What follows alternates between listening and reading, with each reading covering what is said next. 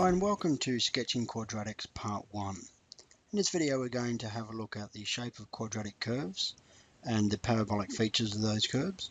And we're also going to have a look at some of the different forms of a quadratic function and how they relate to the curves, the important information you can get from them. So let's have a look. You'll see I've drawn three graphs here and I've used Desmos to do this. And you'll note that they are all different colours. So we have the red curve, the green curve and the blue curve. Now these are all positive A-value quadratics, and you'll get to understand what that means a little bit later on. But for now, you just need to understand that a quadratic is a bowl-like shape. So it typically look like this, or a negative A-value quadratic might look like this. And so we would say that this is a standard quadratic, whereas this one here is inverted, and it's got a negative dilation factor. And we'll start to build that language and understanding in.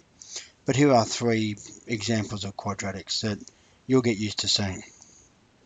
Now if I move down here, I've summarized quickly now the three forms of a quadratic.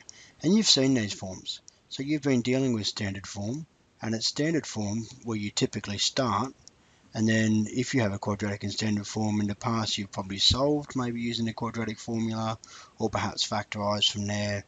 Transformational form, the second form there you'll see, that's the form that you get after completing the square from standard form. So again, you've done that before. And so just to summarize, and this is a really important thing to understand, is to get from standard form to transformational form, we complete the square. And to get from transformational form back to standard form, we simply expand those brackets. We also have at the bottom factored form. So again, you've gone from standard form to factored form, and that's just done by factorizing, of course.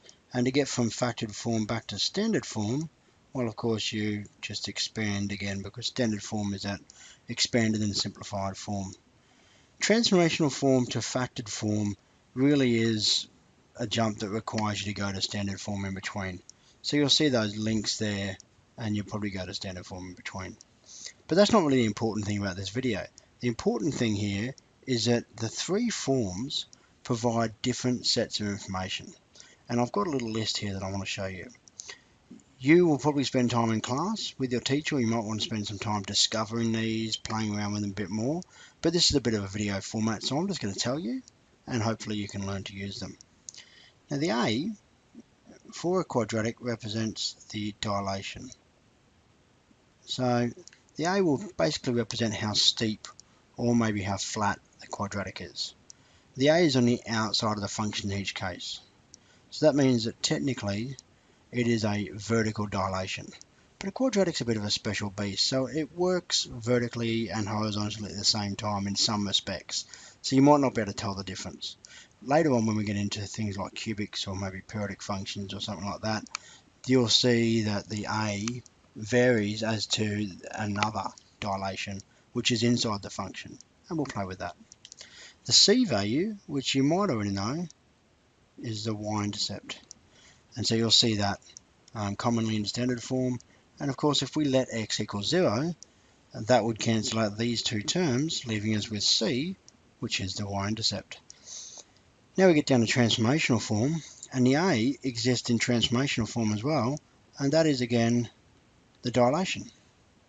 But now we also have this HK combination, and so I've written it there as a coordinate, and HK actually represents the turning point, where H is the X value of the turning point and K is the Y value. As we move into more work with transformations, you'll see we start to talk about why things occur and where they come from. This H actually is inside the brackets as X minus H. And what happens inside the brackets or inside the function, so things work opposite to what we expect. There's some good reasons for that which you might want to explore. But for now, just understand that X minus H means that the X value of the turning point is positive H. It's had a shift to the right rather than to the left. In video 5 and 6, we're going to be talking about transformations, and I'll delve into that in a bit more detail. And then we have our factored form. And again, A is our dilation. P and Q are our x-intercepts. So this factored form means that we've factorized it fully. If we now let y equal 0, which is what we do to find our x-intercepts, then P and Q by the null factor theorem would be our two solutions. So there you have it. The three forms, standard form, transformational form and factored form, and all the information that they show. And you'll see here, as we move forward into sketching quadratics, that's a lot of information. And that gives us all of the main features and key details to each of our functions. All the best.